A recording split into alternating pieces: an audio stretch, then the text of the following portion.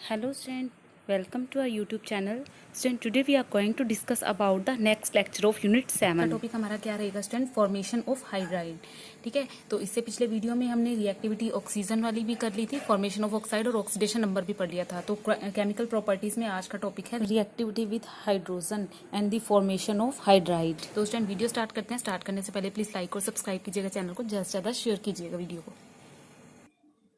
Then से topic है हमारा आज का formation of hydrogen, formation of hydride. ठीक है, तो हाइड्राइड की फॉर्मेशन होगी स्टूडेंट. तो जितने भी फैमिली मेंबर हैं हमारे, हम कौन सी फैमिली कर रहे हैं स्टूडेंट? ऑक्सीजन फैमिली कर रहे हैं. ठीक है, तो ये इसके मेंबर हैं. ठीक है, ऑक्सीजन, सल्फर, सेलेनियम, टेल्यूरियम और पोलोनियम. ठीक है, तो इनके बारे में हमने डिस्कस करना है. तो ये सारे के सारे जो स्टूडेंट हैं आपके हाइड्रोजन के साथ रिएक्ट करते हैं. ठीक है, all oxygen family members react with hydrogen. ठीक है, तो हाइड्रोजन के साथ रिएक्ट करते हैं तो कुछ बनाते भी होंगे ना स्टूडेंट. क्या बनाते हैं? Form hydride. क्या बनाते हैं स्टूडेंट? हाइड्राइड. जनरल फॉर्मूला क्या होता है इनका? विद जनरल फॉर्मूला कौन सा फॉर्मूला देते हैं स्टूडेंट? ये MH2 या फिर H2M. ठीक है, H2M. M क्या है आपका? ही मेटल. ठीक है, और ये H2 क्या है आपका? हाइड्राइड. तो देखो स्टूडेंट, जब ऑक्सीजन रिएक्ट करता है, ठीक है, ऑक्सीजन रिएक्ट करता है तो ऑक्सीजन क्या बनाता है? H2M की जगह O. तो ये क्या बना दिया इसने? वाटर. क्या बना दिया इसने? Water. Same as it is sulphur करता है तो ये बनाता है H2S. ठीक है, तो H2S क्या होता है? Hydrogen sulphide. क्या बनाता है ये? Hydrogen sulphide. Same as it is यहाँ पर H2SE बनता है. ठीक है, H2SE मतलब हाइड्रोजन सेलेनाइड या फिर सेलेनियम हाइड्राइड. ठीक है, जो मर्जी इसका नेम जो आप दे सकते हो. नेक्स्ट बनाता है ये स्टूडेंट आपका TE. ठीक है, H2TE. तो ये बनाता है हाइड्रोजन टेल्यूराइड या फिर टेल्यूरियम हाइड्राइड. ठीक है, ये साइज बड़ा होने के कारण कम रिएक्ट करता है इसके साथ. तो ये देखो स्टूडेंट, ये आपकी फॉर्मेशन हुई हाइड्राइड की. ठीक है, तो उसके बाद हम पढ़ेंगे इसकी स्ट्रक्चर, हाइड्राइड की स्ट्रक्चर कैसी होगी. ठीक है, अगर हम बात करते हैं स्टूडेंट वाटर की, तो वाटर की स्ट्रक्चर से आप सभी परिचित हो. जो वाटर है आपका या फिर आपका H2S है, H2S है. ठीक है, तो यहाँ पर देखो sp3 हाइब्रिडाइजेशन देते हैं ये. ठीक है, चाहे ये हो चाहे ये हो. ठीक है, फॉर एग्जांपल देखो मैंने इसकी स्ट्रक्चर बना देती हूँ. मैं पहले इसी की बना देती हूँ मेटल में. ठीक है, तो ये स्ट्रक्चर इस तरह से रहती है इसकी. ठीक है, with 2 lone pair. Lone pair की जगह नहीं बची. लोन पेयर तो समझते हो आप. तो ये देखो, ये आपकी स्ट्रक्चर होती है हाइड्राइड की. सेम एज इट इज आप ऑक्सीजन की खुद बना सकते हो.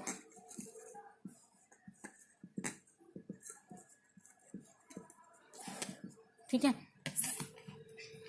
दिख नहीं रही तो यहाँ बना देते हैं, क्या बात होगी.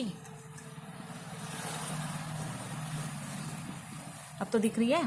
ठीक है, same as it is sulphide की भी. ठीक है, you can draw the all structures.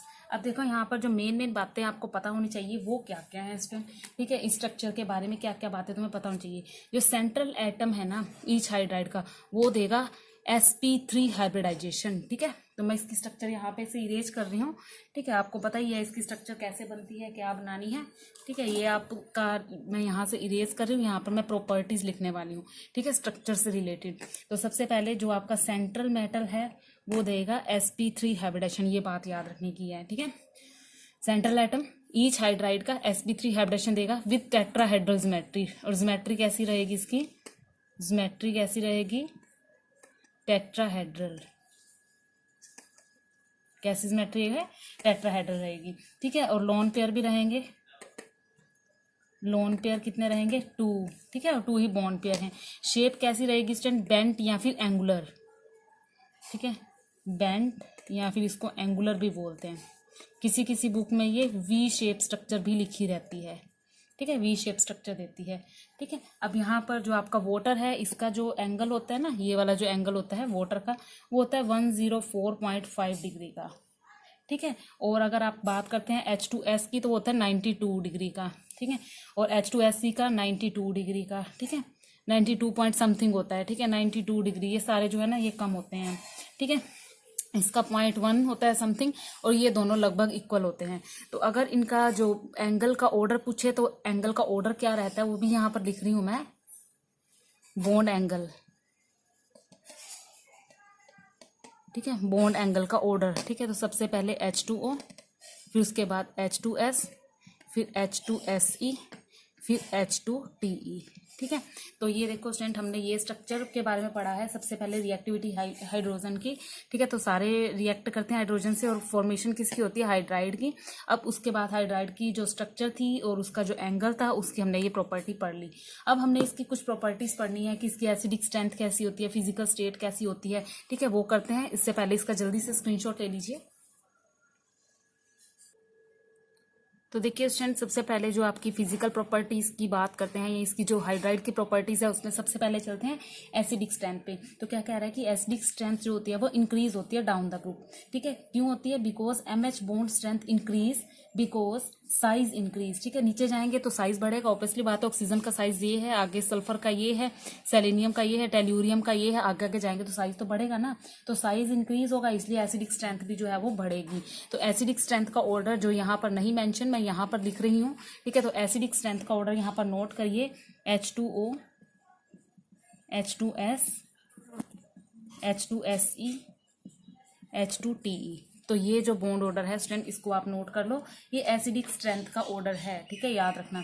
आगे चलते हैं स्टूडेंट फिजिकल स्टेट की तरफ। तो जो वाटर है वो लिक्विड है रूम टेम्परेचर पे, जबकि H2S क्या है, गैस है। कारण क्या है, कारण है जो वाटर मॉलिक्यूल्स है ना, इनके अंदर इंटरमोलिकुलर हाइड्रोजन बॉन्डिंग होती है, ठीक है। इंटरमोलिकुलर हाइड्रोजन बॉन्डिंग दिखाते हैं ये, ठीक है। फिजिकल स्टेट में ये क्या दिखाते हैं स्टूडेंट, इंटरमोलिकुलर हाइड्रोजन बॉन्डिंग। यहाँ पर देखो जरा, ये अगले हाइड्रोजन के साथ यहाँ पर जो बॉन्डिंग होती है ये इंटरमोलिकुलर हाइड्रोजन बॉन्डिंग दिखा रहे हैं, ठीक है। तो यही कारण है आपका जो H2O है वो क्या है, लिक्विड है रूम टेम्परेचर पे, जबकि H2S क्या है, आपके गैस है रूम टेम्परेचर पे। तो अगली प्रॉपर्टी की तरफ चलते हैं स्टूडेंट। अगली प्रॉपर्टी क्या दे रखी है, reducing character.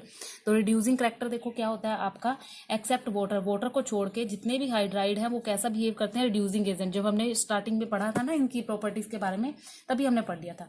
They can supply hydrogen atom as we move down the group, their reducing property goes on increasing because MH bonding length increase and increase in atomic size। तो ये क्या कह रहा है, जैसे जैसे साइज इंक्रीज होगा, जैसे जैसे साइज बढ़ेगा, साइज इंक्रीज होगा, ठीक है, तो क्या होगा आपका रिड्यूसिंग करैक्टर के ऊपर भी इफेक्ट पड़ेगा, ठीक है। रिड्यूसिंग करैक्टर जो है वो, रिड्यूसिंग एजेंट जो है वो डाउन द ग्रुप क्या हो जाएंगे, आपके बढ़ने शुरू हो जाएंगे। साइज बढ़ेगा इसलिए ये भी बढ़ेगा। तो इसीलिए बॉन्ड डिसोसिएशन एनर्जी है वो भी आपका क्या हो जाएगा, बॉन्ड डिसोसिएशन यानी कि टूटने की शक्ति। अगर कोई चीज छोटी है, बिल्कुल छोटी सी है, उसको तोड़ना मुश्किल है, ठीक है। अगर कोई चीज थोड़ी बड़ी है, मान लो कि मैं चौक लेती हूँ, बड़ा चौक लेती हूँ, उसको बड़े ईजिली तोड़ लूंगी, ब्रोकन प्रॉपर्टी ज्यादा होती है।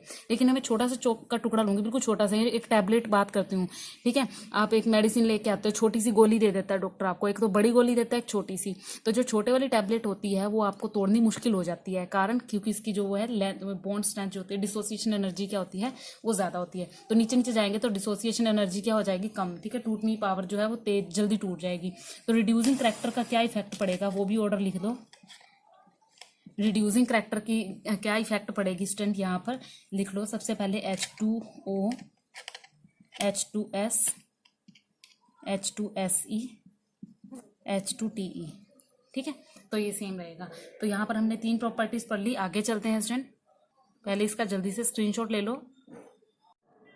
देन स्टूडेंट अगली जो प्रॉपर्टी पे चलते हैं हम, ल्यूइस बेस करैक्टर, ठीक है। तो ल्यूइस बेस का हम जो है पहले ही पढ़ चुके हैं, ल्यूइस बेस क्या होता है आपका।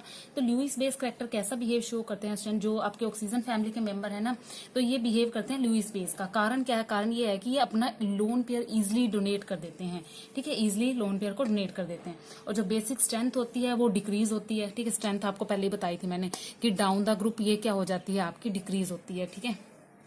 तो ये हम ऑलरेडी पढ़ चुके हैं, ठीक है, ठीक है। तो बेसिक स्ट्रेंथ जो है वो आपकी डिक्रीज होती है डाउन द ग्रुप।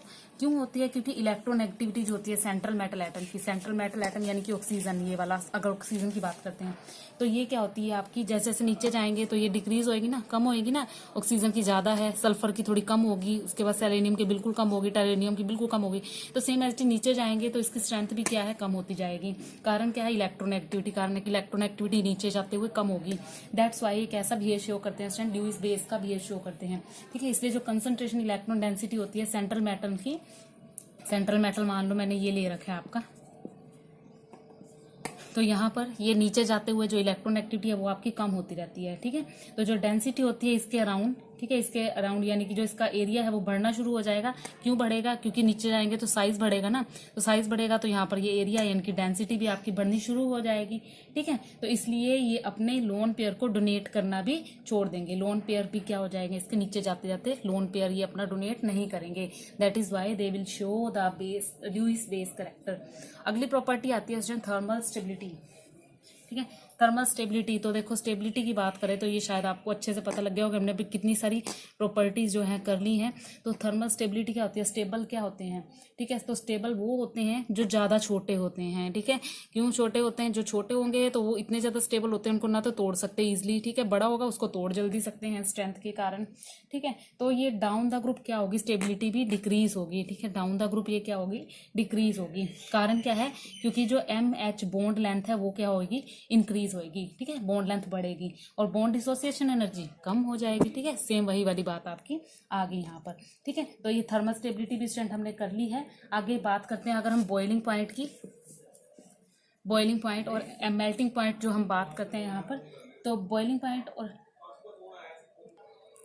तो जो आपका बॉइलिंग और मेल्टिंग पॉइंट होता है स्टूडेंट उसकी बात करते हैं। तो जो H2O होता है ना, H2O, ठीक है, उसका हाई MP और BP।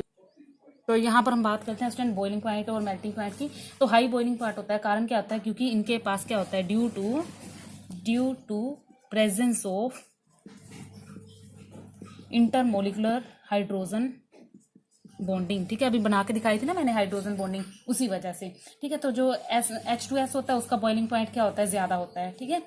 आपका H2S होता है उसका भी जो आपका बॉइलिंग पॉइंट है वो ज्यादा होता है, ठीक है। साइज बड़ा होता है, इसलिए सरफेस एरिया बड़ा होगा, सरफेस एरिया बड़ा होगा तो वंडरवाल फोर्सेस ऑफ अट्रैक्शन भी बढ़ेंगे, ठीक है। तो ये आपकी सारी प्रॉपर्टीज होगी। लेकिन एक बार एक चीज लिखवानी रहेगी, बॉइलिंग पॉइंट का एक बार आप ऑर्डर लिख लो, ठीक है। ऑर्डर होता है H2S, H2SE, H2TE, H2O, ठीक है। तो ये इसका ऑर्डर रहता है। तो अगली वीडियो में स्टूडेंट अगला पढ़ेंगे हम रिएक्टिविटी टूवर्ड हैलोजन। तो हैलोजन में किसकी फॉर्मेशन होती है, हाइड्राइड की फॉर्मेशन होती है, ठीक है। तो अगले वीडियो में अगला टॉपिक पढ़ेंगे स्टूडेंट। वीडियो पसंद आई हो तो शेयर कीजिएगा। Thank you.